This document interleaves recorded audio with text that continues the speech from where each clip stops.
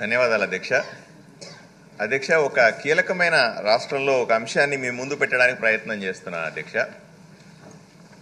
కూటమి ప్రభుత్వం ఏర్పడిన తర్వాత ప్రజల అంచనాలకు తగ్గట్టుగా రాష్ట్రంలో అవినీతి నిరోధక శాఖ ఏసీబీని బలోపేతం చేయాల్సిన అవసరం ఈరోజు ఎంతైనా కనిపిస్తుంది అధ్యక్ష.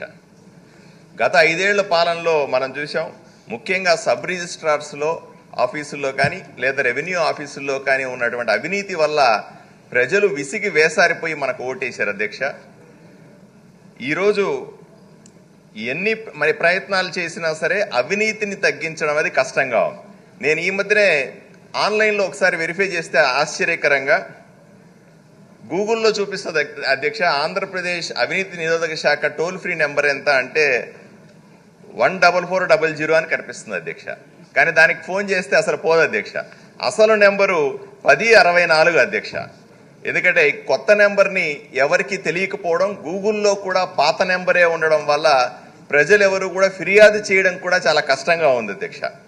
ఆదోని సబ్ రిజిస్టర్ ఆఫీస్లో నేను పర్సనల్గా దాన్ని మానిటర్ చేసి డబ్బులు ఇవ్వనవసరం, లంచాలు ఇవ్వాలవసరం లేనటువంటి సబ్ రిజిస్టర్ ఆఫీసుగా తీర్చిదిద్దే ప్రయత్నం చేశాను అధ్యక్ష.